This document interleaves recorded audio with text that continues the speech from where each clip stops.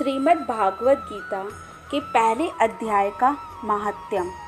श्री पार्वती जी ने कहा, भगवान आप सब तत्वों के ज्ञाता है। आपकी कृपा से मुझे श्री विष्णु संबंधी नाना प्रकार के धर्म सुनने को मिले जो समस्त लोक का उद्धार करते हैं।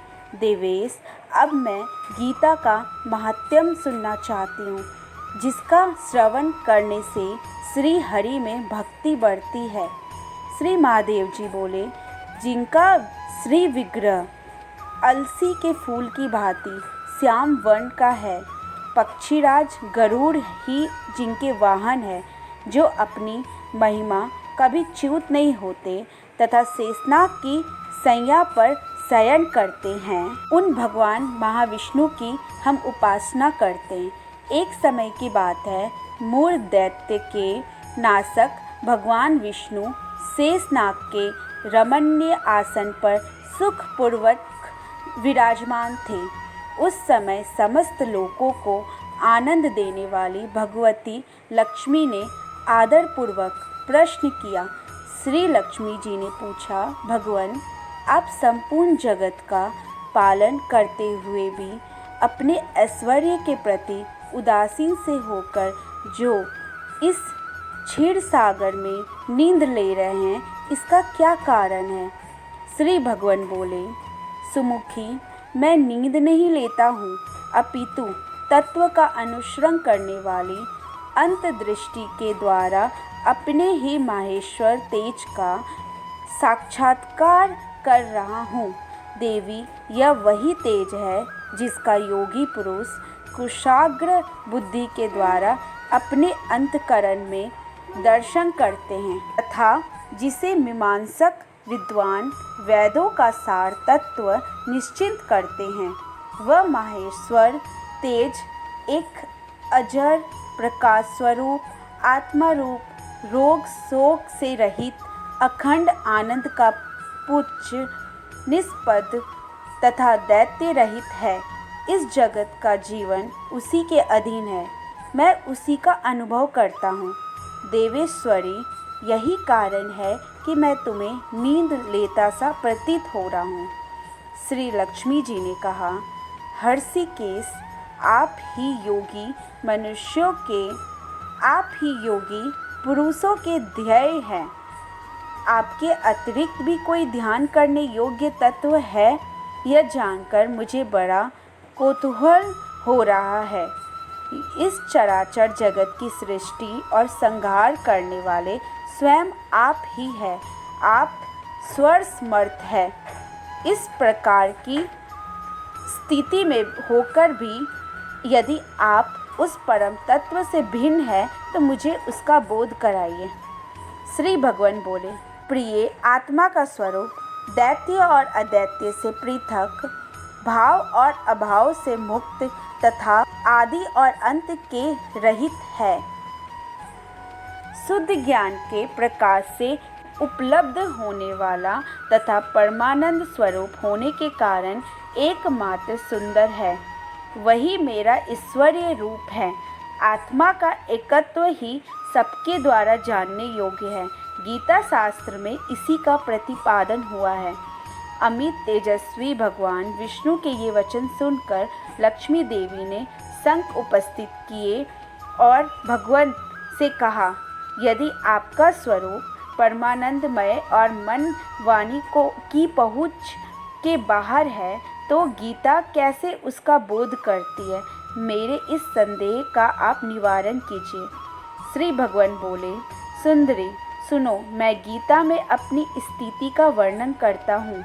क्रमशः 5 अध्यायों का तुम 5 मुख जानो, 10 अध्यायों को 10 भुजाएं समझो तथा 1 अध्याय को उदर और 2 अध्यायों को दोनों चरण कमल जानो। इस प्रकार यह 18 अध्यायों की ईश्वरीय मूर्ति ही समझनी चाहिए। यह ज्ञान मात्र से ही महान पातकों का नाश करने वाली है। जो उत्तम बुद्धि वाला पुरुष गीता के 1 या आधे अध्याय का अथवा 1 आधे या चौथाई श्लोक का भी प्रतिपादन अभ्यास करता है वह सुशर्मा के समान मुक्त हो जाता है। श्री लक्ष्मी जी ने पूछा, देव, सुशर्मा कौन था, किस जाति का था और किस कारण से उसकी मृत्यु हुई, किस कारण से उसकी मुक्ति हुई? श्री भगवान बोले, प्रिय, सुशर्मा बड़ी खोटी बुद्धि का मनुष्य था। पापियों का तो वह शिरोमणि ही था। उसका जन्म वैदिक से शून्य एवं क्रूरता पूर्वक कर्म करने वाले ब्राह्मणों के कुल में हुआ था। वह ना ध्यान करता था, न जप, ना होम करता था, ना अतिथियों का सत्कार। वह लंपट होने के कारण सदा विषयों के सेवन में ही आसक्त रहता था। हल जोतता और पत्ते बेचकर जीविका चलाता था। उसे मदिरा पीने का व्यसन था। वह मांस भी खाया करता था। इस प्रकार उसने अपने जीवन का दीर्घ काल व्यतीत कर दिया। एक दिन मूढ़बुद्धि सुशर्मा पत्ते लाने के लिए किसी ऋषि की वाटिका में घूम रहा था। इसी बीच में काल रूपधारी काले सांप ने उसे डस लिया। सुशर्मा की मृत्यु हो गई। तदंतर वह अनेक नरकों में जा वहाँ की यातनाएं भोगकर मृतलोक में लौट आया और वहाँ बोझ ढोने वाला बैल हुआ। उस समय किसी पंडुबे ने अपने जीवन को आराम से व्यतीत करने के लिए उसे खरीद लिया। बैल ने अपने पीठ पर भार ढोते हुए बड़े कष्ट से 7-8 साल व्यतीत किए। एक दिन पंडु ने किसी ऊंचे स्थान पर बहुत देर तक बड़ी तेजी के साथ उस बैल को घुमाया। इससे वह थक कर बड़े वेग से पृथ्वी पर गिरा और मूर्छित हो गया। उस समय वहाँ कुतूहलवश आकृष्ट हुए और बहुत से लोग एकत्रित हो गए। उस जन्म समुदाय में किसी पुण्यात्मा व्यक्ति ने उस बैल का कल्याण करने के लिए उसे अपना पुण्य दान किया। तत्पश्चात कुछ दूसरे लोगों ने भी अपने अपने पुण्यों को याद करके उन्हें उसके लिए दान किया। उस भीड़ में एक वेश्या भी थी। उसे अपने पुण्य का पता नहीं था, तो भी उसने लोगों को देखा देखी उस बैल के लिए कुछ त्याग किया। तदंतर यमराज के दूत उस मरे हुए प्राणी को पहले यमपुरी में ले गए। वहाँ यह विचार कर कि यह वैश्या के दिए हुए पुण्य से पुण्यवान हो गया है, उसे छोड़ दिया गया। फिर वह भूलोक में आकर उत्तम कुल और शील वाले ब्रह्मा के घर में उत्पन्न हुआ। उस समय भी उसे अपने पूर्व जन्म की बातों का स्मरण बना रहा। बहुत दिनों के बाद अपने अज्ञान को दूर करने के वाले कल्याण तत्व का जिज्ञासु होकर वह वैश्या के पास गया और उसने उसके दान की बात बतलाते हुए उससे पूछा, तुमने कौन सा पुण्य दान किया था? वैश्या ने उत्तर दिया, वह पिंजरे में बैठा हुआ तोता प्रतिदिन कुछ पढ़ता है, उससे मेरा अंतकरण पवित्र हो गया है। उसी का पुण्य मैंने तुम्हारे लिए दान किया था। इसके बाद वो दोनों ने तोते से पूछा। तब उस तोते ने अपने पूर्व जन्म का स्मरण करके प्राचीन इतिहास कहना आरंभ किया। शुक ने बोला, पूर्व जन्म में विद्वान होकर भी विद्वता के अभिमान से मोहित रहता था। मेरा राग द्वेष इतना बढ़ गया था कि मैं गुणवान विद्वानों के प्रति भी ईर्ष्या भाव रखने लगा। फिर समयानुसार मेरी मृत्यु हो गई और मैं अनेकों घृणित लोकों में भटकता फिरा। उसके बाद इस लोक में आया। सद्गुरु की अत्यंत निंदा करने के कारण तोते के कुल में मेरा जन्म हुआ। पापी होने के कारण छोटी अवस्था में ही मेरे माता पिता से वियोग हो गया।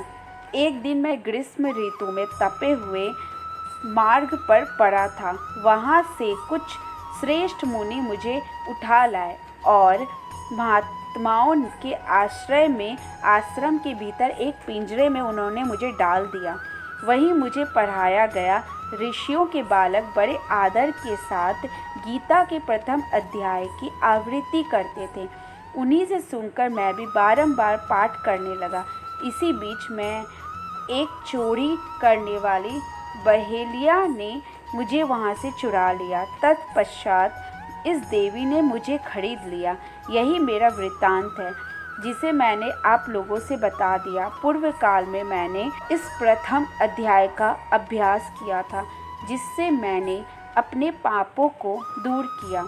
फिर उसी से इस वैश्या का भी अंतकरण शुद्ध हुआ और उसी के पुण्य से ये द्विज श्रेष्ठ सुशर्मा भी पाप मुक्त हुए हैं। इस प्रकार परस्पर वार्तालाप और गीता के प्रथम अध्याय के महात्म से प्रशंसा करके वे तीनों निरंतर अपने अपने घर पर गीता का अभ्यास करने लगे। फिर ज्ञान प्राप्त करके वे मुक्त हो गए।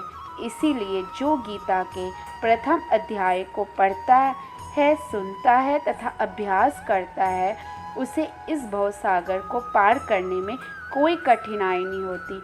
बोलो राधे कृष्ण।